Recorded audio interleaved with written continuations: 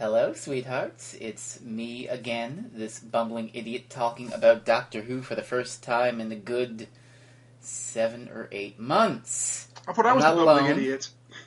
Oh yeah, look, there's the other bumbling idiot. Oh, thank you for Rainiac. that. Yeah, it's Rainiac again. I've not been doing this for a while, for reasons. For raisins. Raisins! But we're back, and we're going to talk about another Patrick Troughton story. The last one I did was all by myself. I talked about the Web of Fear, and you know what, I'm going to make a thing, I'll put it down below for those of you who might care about that. Maybe you haven't seen it, maybe you're new, I don't know, but anyway, we're talking about The Enemy of the World, a Patrick Troughton story from, I gotta check the book here. Patrick Troughton story from shit? What? There you go. It aired between the 23rd of December, 1967, and the 27th of January, 1968. I've got the book right in front of me here, kids. Oh, so it spanned 2 years. Yeah, it's a long story, huh? 2 years, 6-parter.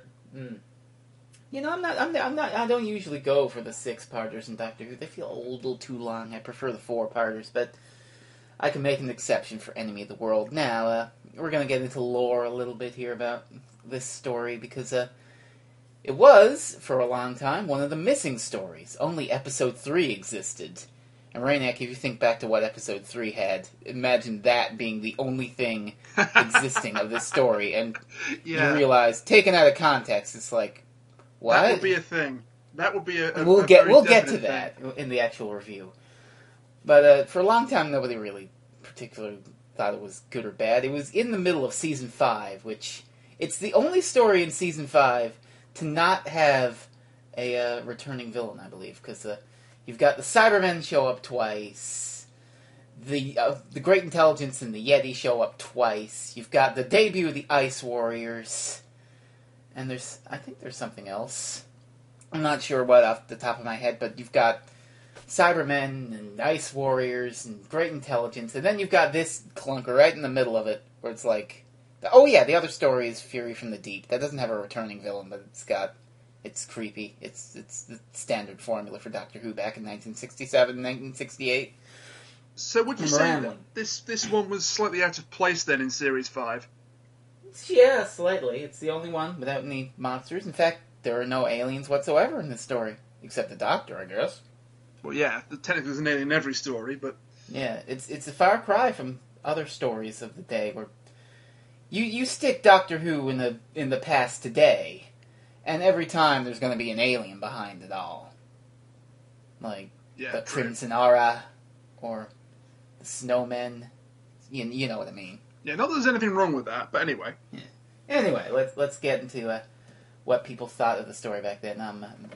Tat Wood and Lawrence Miles, the writers of About Time, which are an excellent guidebook and critique of Doctor Who, a microcosm of the early 2000s, say, it's flawed, and the surviving episode doesn't add any luster to anyone's reputation, but taken as a script, and knowing what we know about the way it must have looked, there's enough here to prove that it was worth trying. So that was nice. I guess they kind of like it. They kind of praise it. Yeah, and that was before they actually had, visuals. Of course, well, even before that, it had champions. Phil Sandifer of TARDIS Eruditorium writes... Doctor Who airs The Enemy of the World, and I am here to tell you that it is the best Doctor Who story up to this point. It is, in fact, one of the all-time greats of the series. It is a criminal offense that there are people who think of this as the red-headed stepchild of Season 5 and prefer the monster stories. This story is absolutely incredible, light years ahead of its time, and still fantastic to this day. And this was before we found it. Wow. So I actually watched the reconstruction because of that, thinking, oh, well, it must be good. And, I thought, hey, it's pretty good. There's something going on here. Taken out of context, it's not the worst thing if you watch Doctor Who like that. Because am I right? And then, of course... Sorry, go on. And then, of course, we found the fucking thing. Yes, we did. In Nigeria, of all places. Yeah, along with the Web of Fear, which, well... I did the Web of Fear already. That was a cracker and really spooky, but man, when I heard the news, this is the one I was excited about, because, oh my god! Enemy of the World has been found and complete, and let me tell you, I watched the reconstruction, it was pretty good.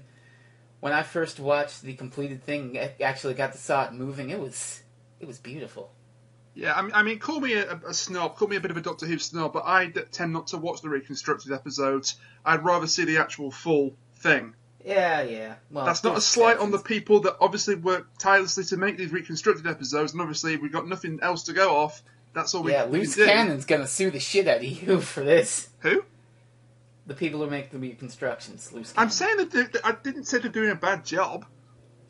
I said personally, I prefer to watch full episodes. But then again, I'm not as huge of a fan. There are some ways of getting around the reconstructions. I'm not as huge of a fan of the old series as you are, so there you are. Yeah. You are even slowly I converting haven't really me. dabbled in... You are slowly converting me, but we've got a ways to go. Well, even I haven't seen that many reconstructions. Power of the Daleks, that... Actually, I think that's about it. Yeah. I've dabbled in a couple, but... They're okay, but they're not something you can just lie down and fall asleep to. You gotta focus on it and read and shit. But fortunately, we didn't have to watch the reconstruction. We could watch the full episode, thanks to them finding it let's actually talk about Enemy of the World. For those who don't know, we'll do a quick little plot summary. This one stars Patrick Troughton as the Doctor, ever fantastic Cosmic Hobo with his companions. Cosmic Hobo? Cosmic Hobo, that's what they call him.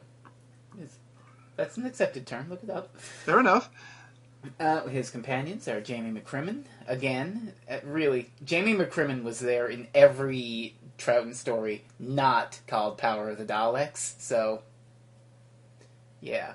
He's kind of a given. But the other one is Victoria Waterfield, a Victorian lady, who debuted in Evil of the Daleks, and she sticks around for this season and departs at the end of it in Fury from the Deep. That's so original. She's Victorian, so they call her Victoria. Yeah, have a raise. She's okay. And hell, even Jamie and Victoria in this episode, they wear the same outfit. Yeah, but what's going on with that? She's not Victoria's Scottish, is she? skirt is played exactly the same as Jamie's kilt. It's the exact goddamn same. Oh, because black and white, therefore you couldn't tell it was different. Well, the pattern is the same. Yeah.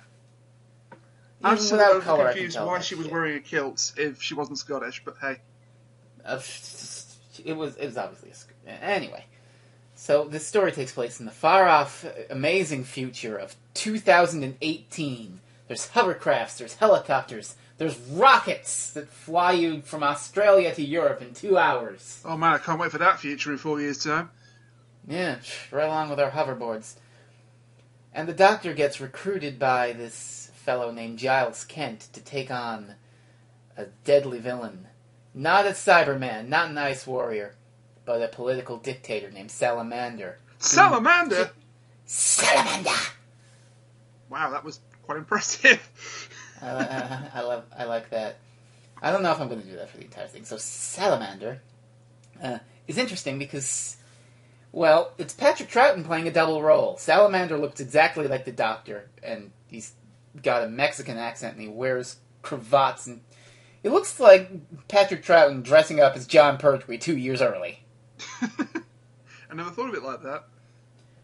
And so the Doctor has to send Jamie and Victoria to Salamander's fortress to gain evidence about him being a corrupt and blackmailing dictator in order to take down his regime. But there's all sorts of other little twists and stuff that we'll talk about. But enough of that. That's the basic conceit of the episode. It's basically Doctor Who does James Bond, political intrigue and all that, and espionage, and helicopters and explosions. No wonder I liked it. It was Doctor Who does James Bond. Hell, actually, according to About Time here, there's a scene in part 1 where a helicopter explodes. Apparently, that is taken straight from Russia with Love. I was thinking You Only Live Twice, but yeah. I think they did it in both those. You Only Live Twice is a little... No, actually, it's funny that you mentioned You Only Live Twice, because on Phil Sandra's blog, he mentioned You Only Live Twice, because he does the whole psychochronography sort of thing. He mentioned it beforehand and talked about the James Bond structure, and then he talks in his review about how Enemy of the World apes that same sort of every 5 minutes there's an action beat sort of thing. Yeah. Well, actually thinking about it, just from a purely statistical viewpoint, it would have to be from Russia with Love, because I think not Fioran's Only, sorry, You Only Live Twice came out around the same time as Enemy of the World. Yeah, they couldn't have done that. Well, so I think it must have been a homage from Russia with Love. That's what the book tells me. I don't know. Well, who am I to disagree with the book? Yeah, book. So let's try to get on track here, and well, we'll just talk to you. What did you like and not like about The Enemy of the World?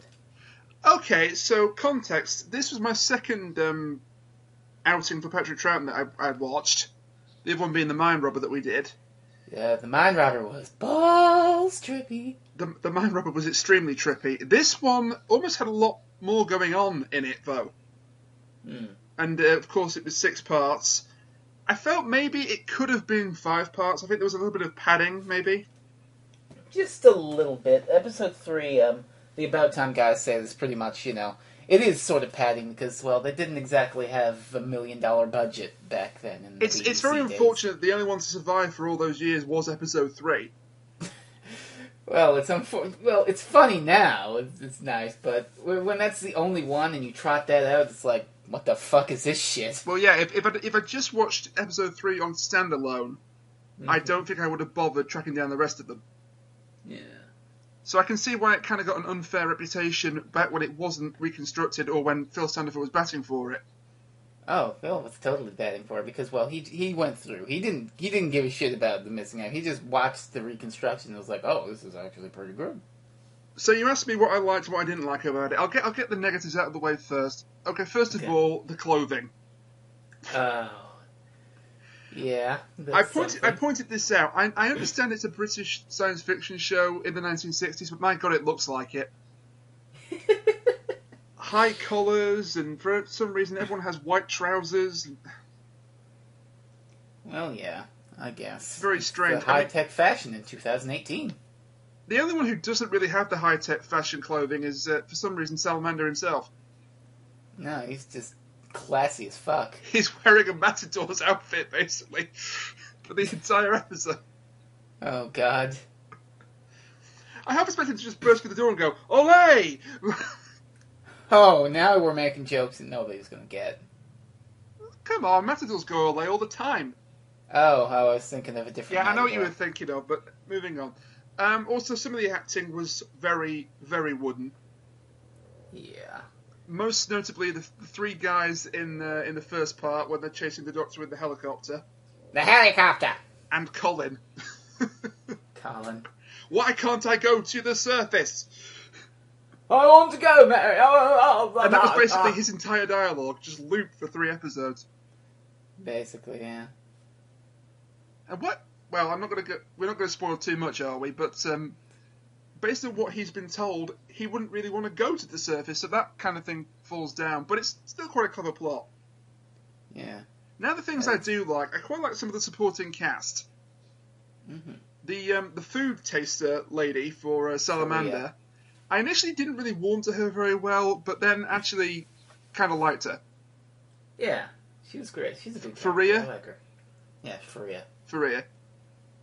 And you think she's just like a mindless, obedient servant of Salamander, and then you find there's a bit more to it than that. Oh, yes. And also there's Astrid, who is Giles Kent's assistant.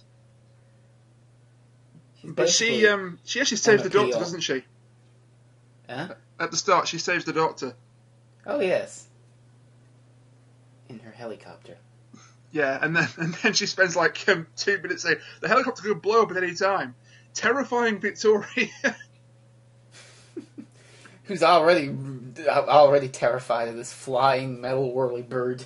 Yeah, because of course she's from Victorian times, so she wouldn't really know what the heck it was all about. Well, they did have some primitive flying machines in Victorian times, but I don't think anything as sophisticated as a helicopter. No, I don't. I somehow doubt that. Then again, Victoria's seen the Daleks, so... Well, I didn't know about that, but yes. Mind you, Da Vinci was credited with the world's first helicopter, wasn't he? And that was like the 1500s.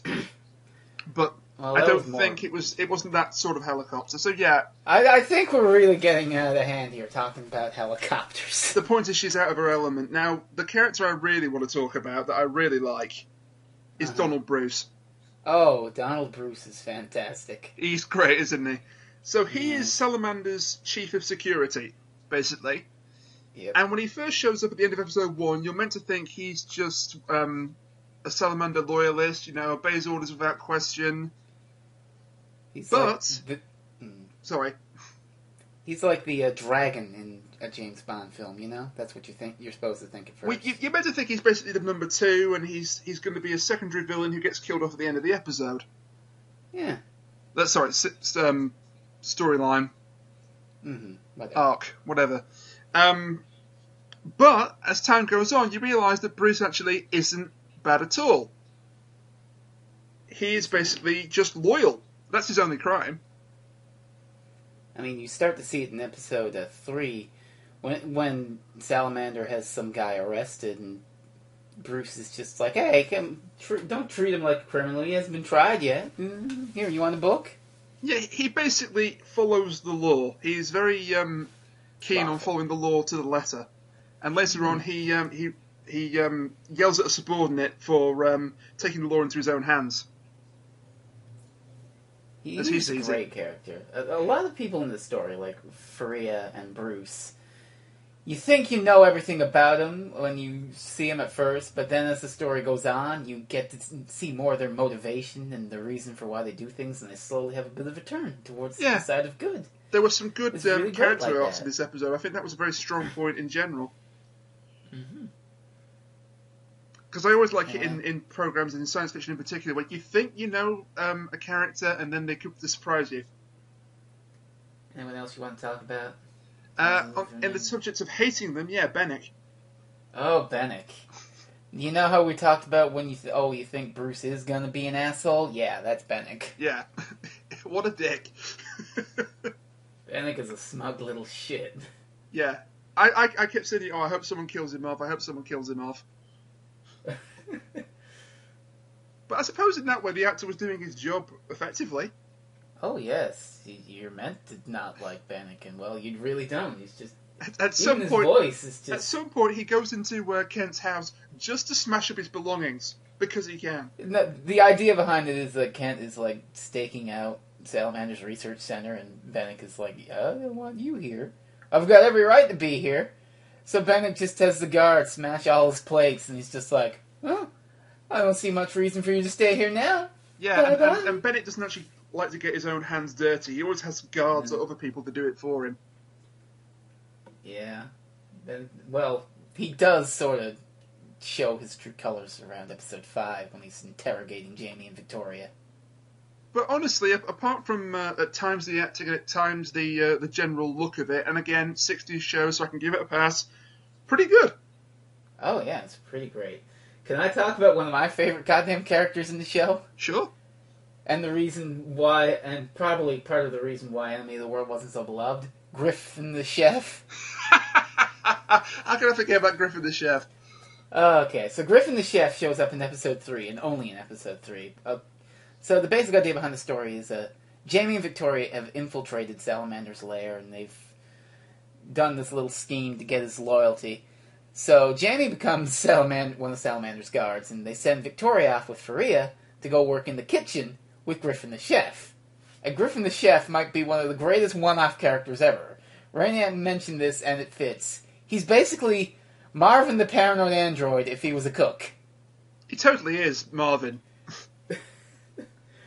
And considering that Marvin is one of the... So for the longest time, you had, like, everyone heard this story, the doctor plays 2 roles and stuff, and you watch the episode, and it's just, you've got this chef bitching about, the food's terrible today, I'll probably get the axe. Firing squad will probably miss me. I'm gonna go for a walk. It'll probably rain. Considering that Marvin the Paranoid Android is probably one of the greatest characters in sci-fi ever. Not just in the context of Hitchhiker's Guide. Work on Doctor Who, so I don't know. Yes, he did, but I don't think he worked on this one. He didn't work on this one. He worked on City. It's probably a coincidence, but it's a happy one. Oh yes, he is a great side character, but he's only in one episode. Side character. He's only in one episode. Yeah, and guess which one one that survived. So for the longest time, fans were passing around this lost episode, and you watch like the one surviving episode, Enemy of the World, and it has a comedy chef, and you're like, what the fuck? That is a very apt reaction. Man, to turn this bullshit chef stuff off, give me Tomb. We're on some Tomb of the Cybermen, Johnny. But Griffin is brilliant. Yeah. as comedy does Phil have characters anything go, nice to say about? as comedy characters go, Griffin is pretty darn good. I've had my say. Do you want to mention what you liked and disliked? Oh, okay. What do I like and dislike about Enemy of the World? I do. Well. There's one thing that we haven't touched on yet. Patrick Troughton's acting. Yeah. I wasn't sure we were going to spoil this. That's why. I won't get too much into the spoiler part of it. There is a bit of a twist about halfway into Enemy of the World. There's a couple of twists. Oh, yeah, there's a couple of twists. But I'm talking about the big one that reveals Salamander's scheme. Oh, yeah, that's a nice twist. That is a pretty crazy twist that manages to turn the entire story on its head, but we won't get into that because you should watch Enemy of the World. Anyway, Patrick Troughton's acting is brilliant because, well, as we said, in this story, he plays the Doctor and he plays Salamander. But he does more than that. He plays the Doctor. He plays Salamander. He plays the Doctor pretending to be Salamander. He plays Salamander pretending to be the Doctor, and you're never really sure of which one it is. There's all these sort of little nuances to it. In fact, several times during this episode, when Salamander showed up, you were like, is that Salamander or is that the Doctor? Yeah, I was kept guessing throughout, and that's good. It is very good, and Patrick Troughton absolutely nails it. Because Troughton's just basically doing this Mexican accent for Salamander, so since it's his voice, all he's got to do is just sort of muddle it a bit, add a little Doctor to it, and just make it like, let's see, no, that's not right, no. Shit. And yet, although he's basically doing a stereotypical Mexican accent, it doesn't come across as a racial stereotype. Nah, he's a little browned up for it. Not like, dare I say it, the Celestial Toymaker. Oh! Yeah. We know all about your views on the Celestial Toymaker. Well, those are really Phil's views on the Celestial Toymaker. I've never seen it, and judging by what he's written about it, I don't want to. Yeah, but the point is that it's more of a subtle stereotype. Alfred, no. Why? Yeah, it's more of a subtle stereotype here with Salamander, whose first name, by the way, is Ramon, and we never actually find that out in the episode. Yeah, Ramon Salamander. You been doing your homework? Just a little bit, just to recap what I've watched. Okay. Ramon Salamander. Man, I just remembered the ending, which is actually fucking... I shouldn't talk about that, though, because we would really like you to watch this episode. Yeah, all we can say is that it's a really nice ending, and it ends rather surprisingly. It ends a bit abruptly, but it sort of leads into episode 1 of the Web of Fear. I think what happened is that they just straight up ran out of time.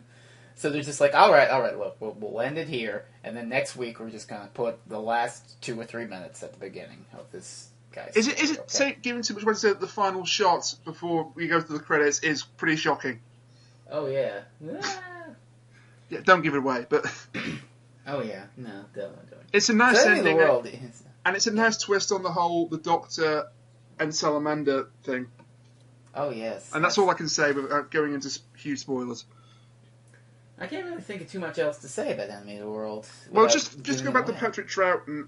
I should have mentioned him as my big high point, because, as you say, his acting is fantastic. There is an old trend, particularly in science fiction, where they have one actor playing 2 or more parts.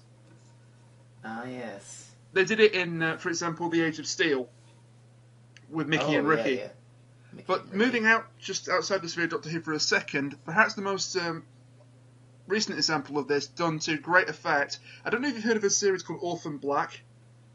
Oh, I watched like an episode or 2 of Orphan Black. Yeah. Yeah. I tried to get into it, but the basic premise of Orphan Black is that there are a bunch of young women who look identical. Yeah. And then you've got one actress. You've got one actress. I think her name is Tatiana Maslany. I can't pronounce Canadian names that well. Sorry. It's a Canadian show. I don't know her name offhand. It's a Canadian show, but anyway, she plays at least 10 different parts. Jeez. But it's a really good performance because each character, while looking the same, has the nuances to them and different voices and different mannerisms. And that's what I think Troughton did with Salamander and the Doctor. Yeah, there's all sorts of little nuances, and each one impersonating the other has their own little things. It's and I have to say, Salamander's a pretty good villain. Oh, yes. You see, Doctor Who can do a great story without the need of one spooky-ass villain or alien who's iconic. You don't need no Daleks or Cybermen. Just have this. And again, it's funny. This reminds me of another thing. Salamander's sort of an evil Doctor, and that's part of what I really loved about Nightmare in Silver. I thought it was but there are a dual role sort of thing. There are comparisons. Yeah, there are. I mean, Salamander's a bit of a better... I say Salamander is a better villain than Mr. Clever. I will wow. Holy crap. But Mr. Clever was... I loved him. I can't believe you just said that. I thought Mr. Clever was one of your favourite villains of all time. I don't know if I'd go that far, but he definitely makes that episode, like... You basically spent 10 minutes of my Nightmare in Silver review just talking about how great Mr. Clever was.